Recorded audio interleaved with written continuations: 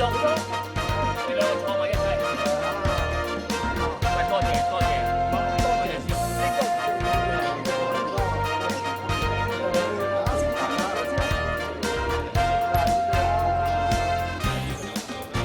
食飯，佢都係嚟。佢又約咗人。係啊，但係我叫佢約埋一齊嚟咯。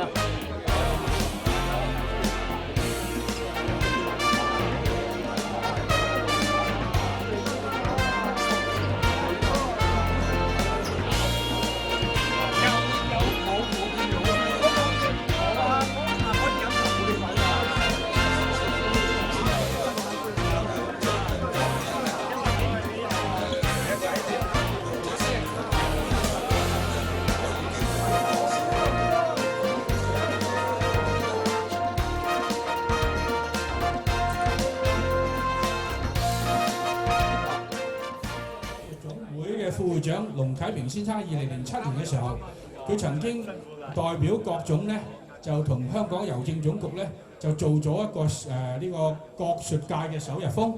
咁呢個首日風咧，我就帶咗一份嚟。我喺2年前咧 check 到就價值3000蚊，咁而家值幾錢我唔知啊，可能5000，可能6000。咁陣間我哋就喺個抽獎箱裏邊咧，係抽出一啲即係邊個幸運兒，好嘛？咁另外咧，我哋有2個。就係冇郵票嘅，呢個都值幾萬蚊一個㗎。呢個係2007年嘅國術呢個郵票嘅一個首日風嚟嘅，好嘛？咁咧，我哋咧亦都準備咗4份咧，就我哋葉準師叔嘅一個喺呢個明報嘅訪問嚟嘅。咁我哋咧就準備咗4套喺度。咁一陣間咧，我哋咧希望請葉準師叔咧就同我哋抽獎，就可以送俾佢係上一次你喺明報嗰個一個。嗱，呢度就係解釋點解你有個抽獎箱，咁希望你哋咧將你啲卡片擺落去。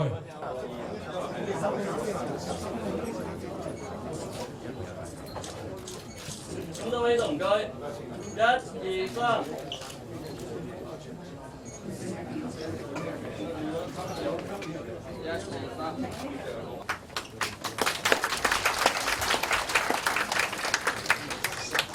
首先咧，歡迎各位前輩啦、嘉賓、師傅、武林嘅朋友、梁相嘅兄弟，多謝你哋光臨指導。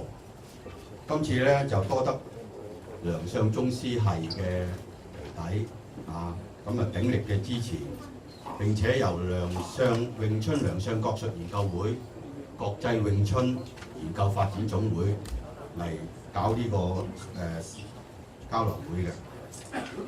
咁我相信好多朋友都聽過梁相宗師個名㗎啦，但係佢個資料同埋佢嘅為人咧，希望一陣間透過各位師叔伯對大家介紹下等我哋有個好嘅回憶。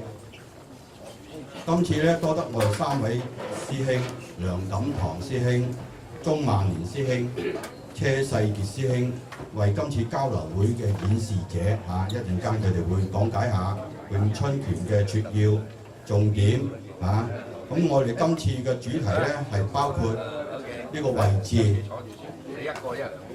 敏感同埋功力，係今次呢個交流會嘅主題嘅。會後咧，大家可以提出發問由呢3位師傅咧就解答。今次大會咧，我哋唔鼓勵要求大家對策大家試手黐手先咧就我想介紹一下我哋今日主禮嘅前輩同埋師叔。第一位我想介紹嘅咧，就大家都知道我哋有詠春小念頭王之稱嘅徐尚田師叔。跟住大家都會好熟悉嘅，就係我哋葉問宗師嘅長子葉準師叔。葉師叔係世界詠春聯會嘅主席。跟住要介紹嘅咧，就係我哋嘅葉準師叔嘅老表，亦都係我哋宗師嘅外甥盧文錦師傅。盧文錦師傅咧有被稱為台灣嘅詠春之父。佢啱啱先至落飛機，我諗佢未食晏就即刻趕嚟。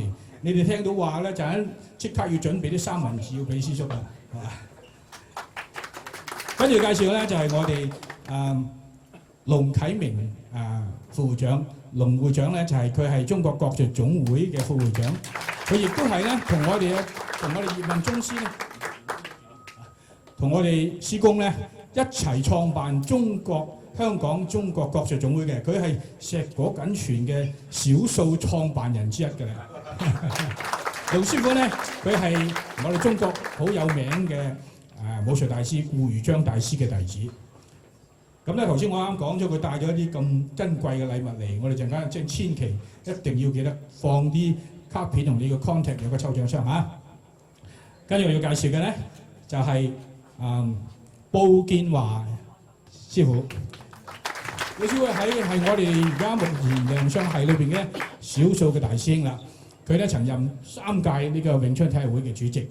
咁佢本人咧係我哋國父孫中山先生嘅校友黃隱書院嘅畢業生。咁佢喺呢個中國國術總會同埋喺詠春體育會裏邊咧，曾經做過好大嘅貢獻。今次我哋呢個會咧就係布建華師兄咧指導下咧就係工作嘅。跟住嚟要介紹嘅咧就係江強師傅。江師傅咧曾經師事樂耀師叔，亦就係我哋跟住係我哋嘅師傅梁相師傅，亦都好長時間咧，佢哋都陪過我哋師公咧一齊共同呢個生活㗎。跟住要介紹嘅咧就係梁錦堂師傅。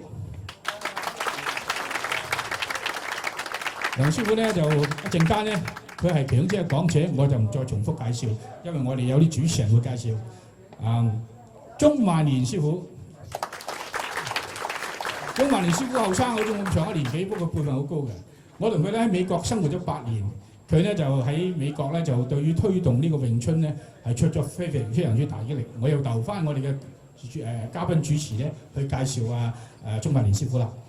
咁車世傑師傅，呢3位咧就係我哋陣間嘅講者，亦都係我哋今次嘅壓軸好戲嚟㗎。咁佢可能係咁多個師叔咁多個師兄中咧。年紀比較輕，佢仲比我年紀輕，佢起碼年輕我10歲。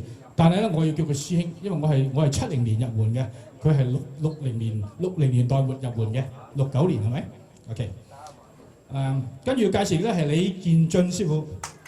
李建俊師傅咧就係喺1973年嘅時間，就同埋陳春寶師傅咧，同埋其他師兄弟咧，就同我哋師傅梁相師傅咧，就共同成立咗個梁相國術總會嘅。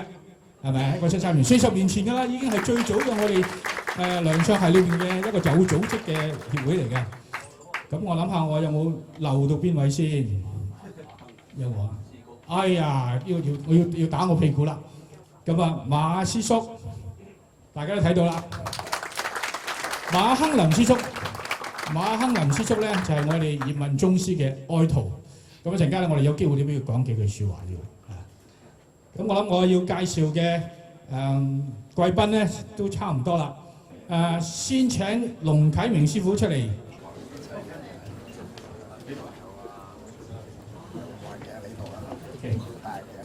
胡偉兆先生，胡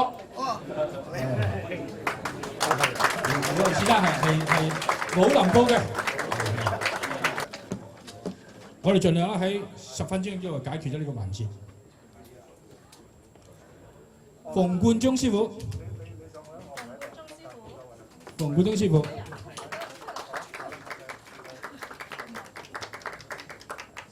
嗱，而家呢個咧就價值數千元嘅有郵票喺上邊嘅，2007年嘅首日封嚟嘅。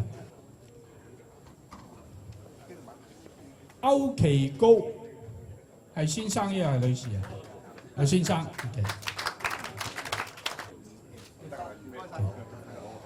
我哋請準師叔幫我哋抽一次過抽4個啦，3、4。好，第一位咧係袁坤達，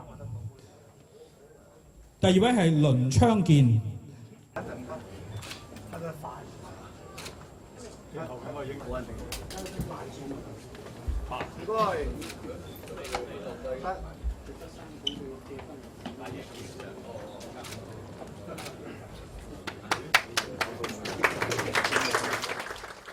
跟住落嚟，我要介紹嘅2位，一位呢就係鄭子平師傅，鄭子平嘅師傅咧，我本來今日咧就準備咗有8個銜頭要介紹佢嘅，不過我諗啦，因為時間關係咧，我淨係介紹一個最重要嘅銜頭。佢當然係鄭子平呢個詠春國術會嘅總教練啦，亦都係創辦人啦。佢亦都係一個好好嘅鐵打醫師啦。咁咧佢咧就係我哋詠春詠聯當時咧，我記得係1970年代嘅時候咧，應該71年成立，當徐師叔喺度，同埋我哋師傅，同埋樂耀師叔，同埋黃順良師叔咧就一齊成立嘅。咁當然個主席咧就係黃順良師叔嘅。咁如果我冇記錯咧，你係黃順良師叔嘅門人係咪啊？係啦 ，OK。咁咧呢個係我諗係最重要嘅一個職銜。咁另外一個介紹就係我哋今日嘅嘉賓主持，就係梁定國師傅。梁定國師傅咧就係我哋葉準師叔嘅高徒。咁佢咧已經教咗詠春拳25年㗎啦。咁佢喺好多大學，包括科技大學啊，包括城市大學啊，佢就係佢已經喺度教咗好多年㗎啦。咁亦都好快咧喺香港電台咧，佢就會主持嗰間詠春嘅節目。好啊！今日咧好多謝能夠受到詠春良相國術研究學院同埋國際詠春研究發展總會嘅邀請咧，能夠嚟到呢度幫手，亦都係本人嘅無限光榮。今日咧呢個會非常之成功啊！因為喺我哋詠春幾代人都喺嗰度啦，老中青年孫都出埋嚟啦。喺唔同嘅門派裏邊，我哋嘅支流裏邊，亦都有好多人肯嚟聽咧，證明我哋依家其實我哋對個求知欲，對我哋嘅詠春將來嘅發展係非常之好嘅。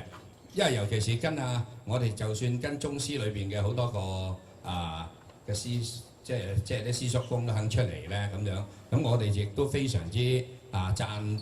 即係對今次嘅研討會，我哋係學緊嘢啊！香港係比較好少嘅 seminar 嚟嘅。咁我本人鄭子平咧，咁我亦都交個咪俾阿梁定國師傅咧。今日咧係真係濟一堂啦。我哋亦都係非常之多謝詠春良相國術研究學會啦，同埋國際詠春研究發展呢兩個會啦，就係舉辦呢個活動。咁呢個活動咧，我哋係對團結詠春團結各門各派嘅國術，亦都係非常之重要。因為有陣時咧，我哋都好少機會咧，大家見下面啊，咁嘅場合去見面啊。咁樣所以咧，我哋咧係因為佢哋幾位師傅啦，叫我哋幫手，咁我哋都好樂意幫忙嘅。咁希望大家咧係跟住我哋盡量享受下我哋呢一個咁嘅聚會嚇。多謝各位嘅光臨。各位武林前輩。我哋詠春派嘅尊長，各位同門師弟，我哋謹以尊敬、喜悅、至誠歡迎各位今日嘅光臨。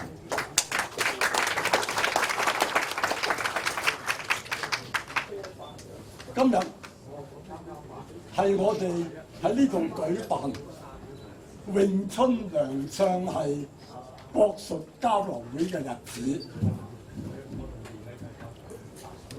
感念師恩，緬懷先師昔日嘅風采。我哋喺呢度咧就展示同埋演繹良相詠春功夫嘅理念、法度同埋特色。由3位良相師傅嘅資深弟子梁錦堂師傅、鐘萬年師傅、車世傑師傅擔綱演出。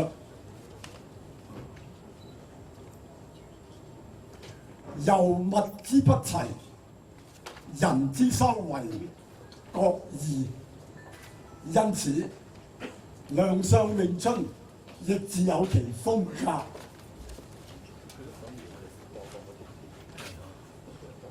良相師傅得藝於葉問宗師，良師天資詠悟，身手靈捷。佢未習詠春之前，經已通曉蔡李佛、龍形、詠春等等嘅武術，本身咧亦都能征慣戰，大藝頭師，得到民工悉心嘅栽培，良師潛心力學，佢嘅功夫亦中底於成，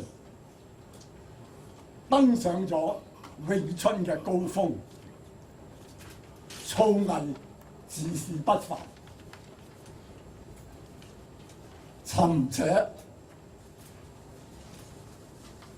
佢更將佢所知所學嘅其他功夫嘅精髓咧，注入咗詠春裏邊，使到詠春就更具朝氣，更富生命力，精彩紛呈。良師喺50年代開始設將授徒，誨人不倦，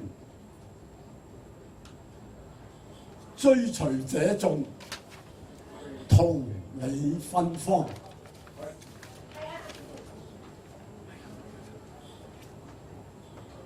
良師係葉問宗師嘅首徒，亦都係推動葉問詠春功夫嘅第一人，使到詠春直根香港，傳播四方。開講有話：飲水不忘掘井人。詠春今日嘅風光，良師嘅掘井之功不可埋沒。電影《一代宗師》裏邊有一句經典嘅説話：見自己，見天地，見眾生。見自己，簡單嚟講咧，就係學好自己嘅功夫啦。見天地就係走出嚟，以武會友，觀摩同埋砥礪，接受考驗，去增進自己嘅歷練。見眾生就係將功夫教俾後學，點燃起個新火，使到功夫可以繼往開來。所以其實呢個電影裏邊呢句説話咧，就講出咗習武嘅人嘅成家之路，亦都係習武嘅人嘅使命。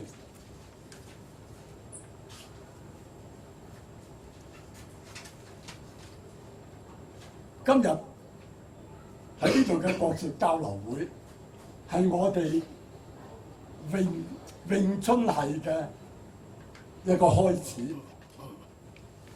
今後梁上詠春系嘅同仁會做更多嘅嘢，舉辦更多嘅活動，努力去推廣、交流、傳播，使到梁上嘅詠春嘅功夫得以弘揚、傳諸久遠，接人入耳軟，典型在熟悉。喺呢度謹向詠春派葉問宗師同埋梁相師傅獻上無盡嘅思念同埋感激。多謝老師。咁首先翻去可以阿梁錦堂師傅啲弟子咧，就花咗幾個晚上，亦都係花咗好多時間咧，曾經去訪問過所有呢啲師叔。佢哋輯咗一個20幾分鐘嘅片段。咁呢個片段咧就係由我哋徐暢田師叔開始到葉準師叔一路落嚟咧，所有啲師叔同埋啲師兄弟，即係師兄咧主要係咁從佢哋嘅記憶中，梁相師傅咧究竟係點樣一個人嚟咧？咁咧，我哋大家睇完啲片段咧，可能會有個更深刻嘅了解。阿志超唔該你。佢揸下筆咧，佢又停低就將隻手指咁樣圈下咁樣。咁咧就梁相啊問下佢啦。我認識咧呢種咁嘅圈下啲手法咧係詠春嘅喎，係唔係啊？咁個女話係咁。咁啊梁相就話咧嗱，我知道詠春咧就係一種好好嘅拳術，你究竟識唔識香港有冇詠春嘅好手或者好師傅咧？咁啊李文即刻話啱啦，我就認識一個好嘢嘅詠春師傅，咁叫做葉問咁樣。咁啊梁相話：你可唔可以介紹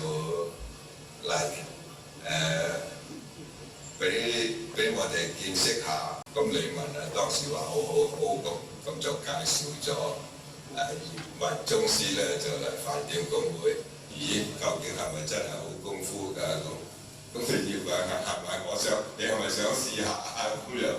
咁梁相正中下懷，咁啊即刻試一試，點知就吃虧啦。咁我咧後期咧就加入咗去，即係李文咧就去咗南海同鄉會做秘書啦，因為嗰度待遇好啲啦，可能係。咁我就接任佢呢個秘書職務。後期咧就開始，因為喺飯店公會嗰間上環西街咧。50號啊，好似係就係唔係記得清楚。50號上環西街嘅有間公安分會，咁樣咧我就同梁相咧就話不如策動公安分會成立，即係招生啊，招一班人一齊學啦。咁啊梁相就去講解，我就寫通告，咁就俾啲會員。葉問宗師咧應該49年命。我講舊嘅年代，4過年嘅命，但係咁咧，佢就先到咗澳門，喺澳門住咗半個月，我喺草堆街跟住有人嗰度就住咗半個月嚟香港，就住喺醫局街嗰間店頭。教翻之後，如果呢仲好靚喎，加大佢話3個月，你識我骨要揾到嘢，我就揾嘢翻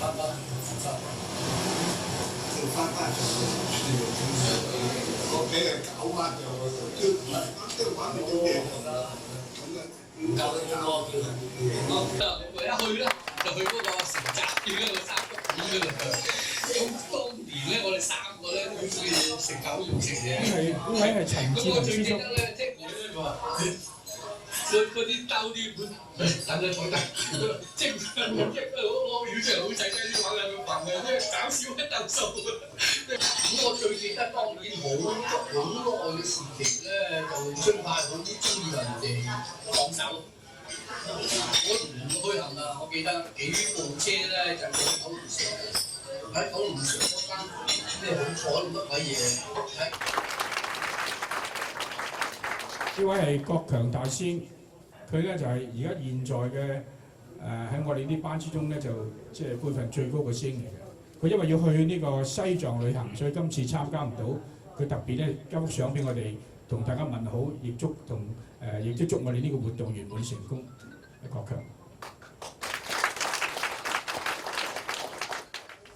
我學功夫嘅時候，呢個師傅同我講過2樣嘢。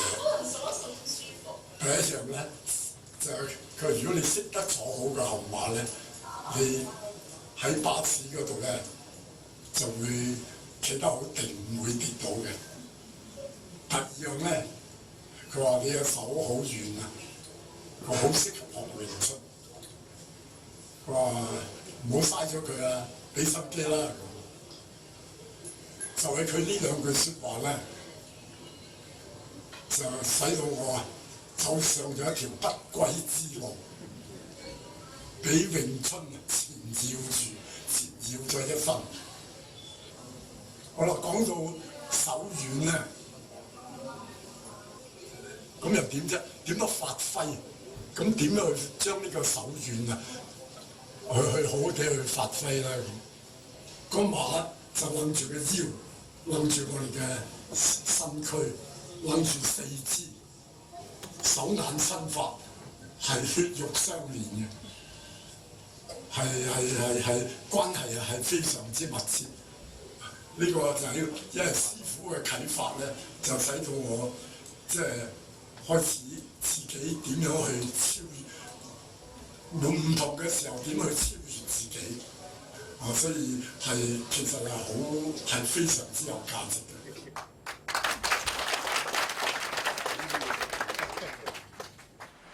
而家講下當年嘅時候咧，我跟梁相師傅學藝嘅時候咧，我都好非常之辛酸。